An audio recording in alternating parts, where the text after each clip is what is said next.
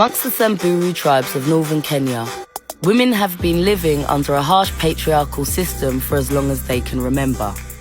Female genital mutilation has been one of the most important rituals amongst the Samburu for generations. Once circumcised, a girl can be given away in an arranged marriage to start her own family. This practice has seen girls as young as get married to men old enough to be their grandfathers. The establishment of Umoja was an inspiration to many women in neighbouring villages who have risen up to take control of their local governments.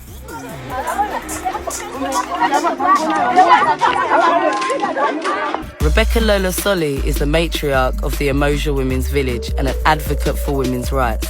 Growing up as a member of the Samburu tribe, she married at the age of 18 and began speaking up about helping women who were victims of rape by British soldiers training near her home. Local men, angered by her vocalism, beat her until she was hospitalised. When her husband did not protest the beatings, she left him, and along with several other women who were survivors of violence, established the Women's Village of Umoja. What was once solely a safe haven for women has now become a globally known example of a successful matriarchy.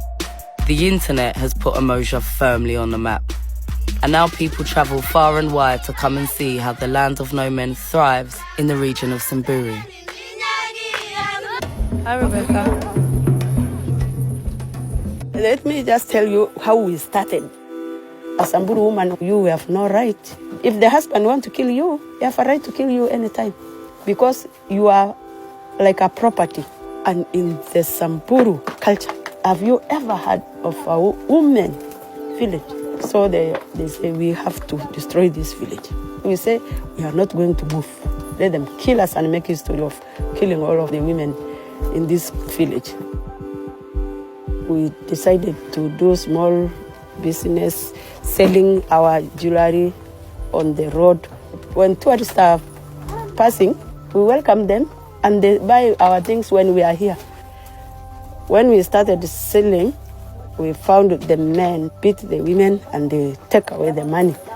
Do you think the men felt threatened by they do. Women being able to make their own money? They do.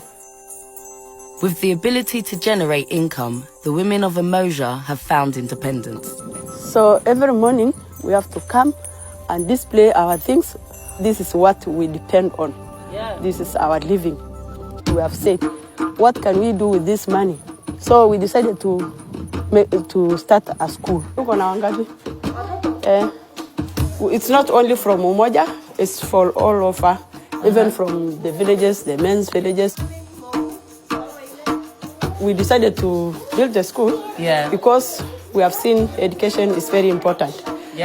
And we don't want our children to be like us. We want them to have light in their life, to have good education, and to know what's going on in this world. Women in Umoja are still having children, and sons are welcome as long as they are willing to follow the village rules and do not try to dominate the women. Although no grown men are allowed to live in Umoja, the women are still open to relationships and often rendezvous with boyfriends outside the village. They say I'm bringing bad culture to them, but I know one day, one time, they will not cut these girls again. Angry husbands occasionally come to Umoja searching for their wives. The women of the village stay up all night in shifts to protect each other. The veteran women live side by side with the younger refugees who have recently fled to Umoja to escape the cultural rituals still prevalent in their communities.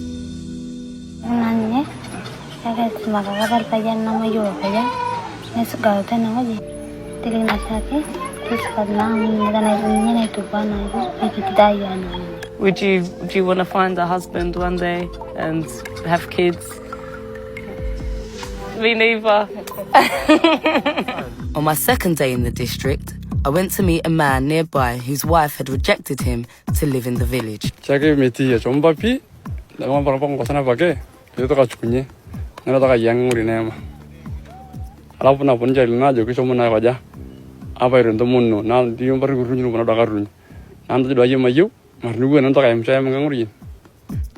Are you angry that your wife left you?